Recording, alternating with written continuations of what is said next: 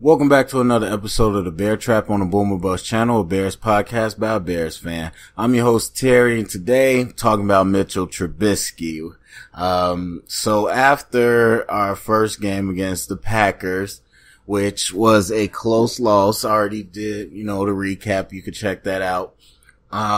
This whole Trubisky conversation got started. And honestly, it's a lot of conversations, of course, overreaction Monday, but this one conversation about Trubisky got started and people were kind of going to extremes. Some people were saying bench Trubisky, put in Chase Daniels. Some people were calling him a bust. I have to say, of course, for me, I'm not going to go to those extremes. There's too many factors to say that. And not to mention, you're talking about a guy who played most of last season but was a rookie. This is his second year. What do people expect?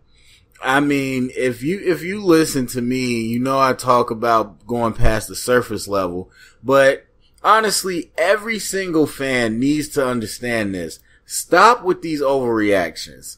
I get it. We're in an instant gratification society with everything right at our fingertips. We want it now. But this whole culture that has seeped into sports of I want to crown people right now, I want to label them a bust right now, is absolutely ridiculous. This is a draft channel first and foremost, and I always talk about the draft stuff, that it takes 3 years to evaluate a class, at least. And so for all these people turning around and say, second year, he's supposed to be this, he's supposed to be that. I see people talking about, well, it's clear he's not an elite quarterback. What? Of course he's not. What? Even if he was, why would you have expected him to be an elite quarterback in his second year? Like, that is not how the game goes. And I get it. This day and age is different as far as starting versus sitting rookies. And that's another conversation in itself, but I'm okay with that either way. But this whole idea of we're going to say people are trash or say people are great, like right away, ridiculous. And I think fantasy football has something to do with that as well, but that's another conversation. But either way, I would just hope us Bears fans, we gotta wean ourselves off that. That is so absolutely insane. You can't be bandwagon jumping on people. They're doing good. Oh my God, they're the greatest thing. And then they do bad. Oh, they suck now. They're a bust. Like, we can't do that. So again, this is a young quarterback in the beginning of his second year. And everyone keeps talking about the college starts. Honestly, I'm not swayed one way or the other on that argument. But what I do know is that his NFL starts are low, and that's for all the, young quarterbacks. That has, they're all started at 0 at the same time. So there's that. He's still young. Of course, I'm not going to sit here and tell you bust or anything. That's silly. You got to let the man play the whole season. Now, get into the issues. One of the things I said in my preview was that we have to see what type of vision Trubisky has. That's literally what I said. We got to see what vision he has this year. Has he taken a step up where he can identify things before snap? Has he taken a step up where he's able to throw routes when he sees that before they break? Things of that nature. And also one of the things I said during the game or after the recap is that we can't see with these angles unless you purchase NFL Rewind or whatever it is where they have the all 22 footage. We usually can't see what's going on downfield. But I also said during the game that when you have time as a quarterback and you're not making a pass, either A, the receivers aren't getting open, or B, the quarterback isn't seeing something. And so that is a lose-lose. And that was the issue. When Trubisky had time, there were many times where there was no play. He either took off running or, it was incomplete. And so I said that's a lose-lose because you put all this money and this resources into these new receiving cores, and you would hope that it's not like last year where you kind of saw when we passed Mitch, you just sit there and everybody blamed the receivers. The receivers aren't getting open. Of course, he can't do anything. They're smothered. They can't get open. Okay. We know what that looks like. So if that's the case still with all these new weapons, then that's a problem. And then the other scenario is that it's not the receivers, it's the quarterback that's not seeing it. And that's also a problem. That might be a worse problem. And so my only thing was I don't know which one it is because I can't see down the field. Then we had the Twitter picture come out of Trubisky and this wide open Burton. Now, I didn't go back and watch the play in particular, so I'm speaking on this from a narrow frame without all the information. But what I will say is that while some people are like, oh, it's freeze frame, the game moves fast, blah, blah, blah. What I will say is that Trey Burton in that picture very much looks like he's waving his hands like I'm open. And what I do know is that to run a route, stop and wave your hands to say you open takes some time. That don't happen in no 1 second. And so even if the safety was breaking on the ball in that moment in the picture, it seems like Burton had been there long enough to have got a pass before that safety even made a break. Now again, I haven't watched the play in particular, so maybe it's not the case, just using the context clues. But everybody started going crazy over that. But that's my thing. I mean, that picture aside, that doesn't even matter. That's my thing. If the fans really saw the full game, they would be even more outraged, probably. And it's not sexy to show the all 22 for TV purposes, but that's how we watch it as coaches and stuff. And we watch it from the end zone view, watch different angles so you can see what's happening. And of course, we know what the play is, and so that's different, but we watch these things from these angles so you can see what's happening downfield to really know. I think a lot of casual fans get caught up in, oh, we watch it from this angle, so everything is, from our perspective, is true. That's not the case.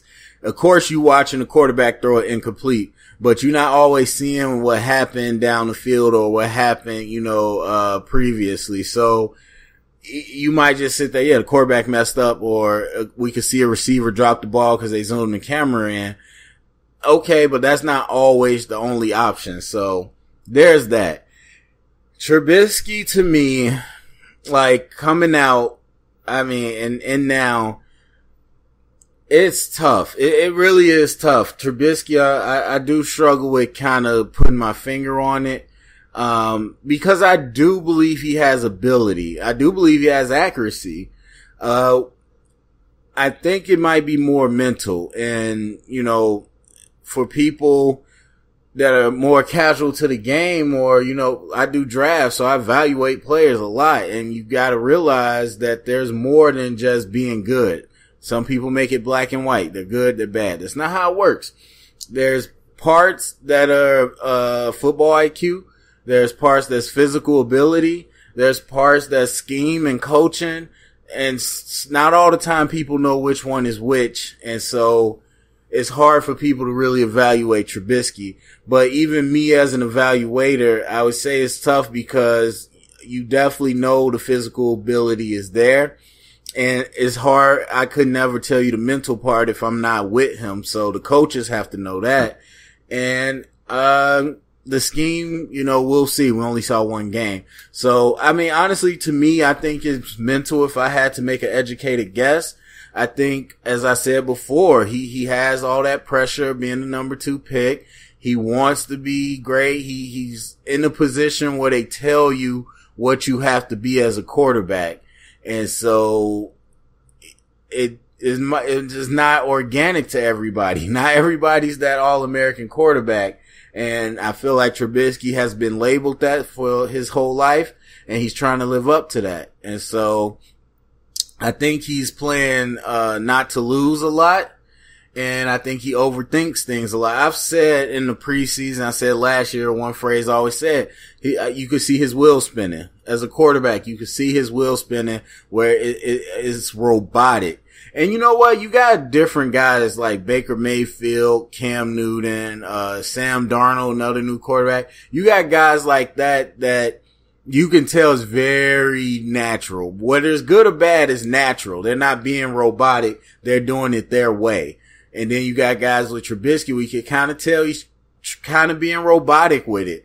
He's kind of, locking into the step-by-step process of the play. And at some point you do have to insert your own instinct into it. And he has not gotten there as of what I've seen. And so I've already said the whole bus thing is silly. The whole bench him thing, I won't say it's crazy. But I will say I'm not with it. Not at all. I think he gets no better sitting on the bench.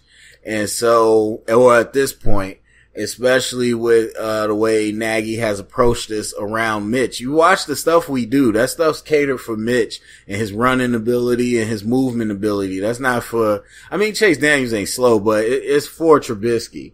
And so no, I don't think you bench him. I think you gotta kind of just let this thing play out and kind of see, and you might have to bite the bullet one day, but as of now, you just kind of gotta roll with the punches. Now, if he just becomes a disaster, of course you could bench him, but I don't think he's going to, and a lot of people don't put their they don't stake their claim, and I don't like to either because there's a lot of factors, but if you do stake your claim, then people don't really get held to it in sports media. So they talk all types of crap on First Take, ESPN, everything, because nobody holds them to it. So they just flip-flop their opinion. It would be tough for somebody to actually come out, say what they think Trubisky's going to be long-term and actually stick to it and not just ride the wave of what's happening right now. Like everybody's riding Carson Wentz, but they was questioning him up the butt during the draft process. So it's easy to just sit and watch what happened and react to it. It's another thing to kind of stake your claim and give an opinion that you're going to be held to. And I'm not saying I want to do that. But if people want my opinion, and again, there's so many factors that I'm not sitting here telling you it's a guarantee, but my feeling from what I evaluated with Mitch and how he's reacting so far, because that's a big part. You can have all the physical tools, but how you react is different. My thought process is he's going to be like Alex Smith. And that was the comparison they said. But people think of Alex Smith right now. Alex Smith wasn't always like that. Alex Smith took a long time to develop into his groove where he is kind of a low ceiling quarterback where he can do a lot of good things, but he's never going to be great. And I think Trubisky's on that path, and people might have to realize it's going to take him a while to eventually get to that point where he's playing efficient football. And the other thing about that is some people say, well, he's the number 2 pick. He shouldn't be Alex Smith. Alex Smith's the number 1 pick, by the way. But not even that. That's the nature of the draft now. People overdraft quarterbacks. There's so many quarterbacks that shouldn't been drafted where they were, but they did because they're quarterbacks. So that him being number 2 pick has nothing to do with it. His talent is what his talent is. And, you just gotta go. And the last thing I'll say, if anybody comes with that, we should have drafted Deshaun Watson, should have drafted Patrick Mahomes, shut up. I do not have enough energy or time to tell you how many ways you are wrong about that. It's so annoying for people to just sit back, watch a few games, and then sit here and try to tell everybody how Ryan Pace messed up. Like, shut up.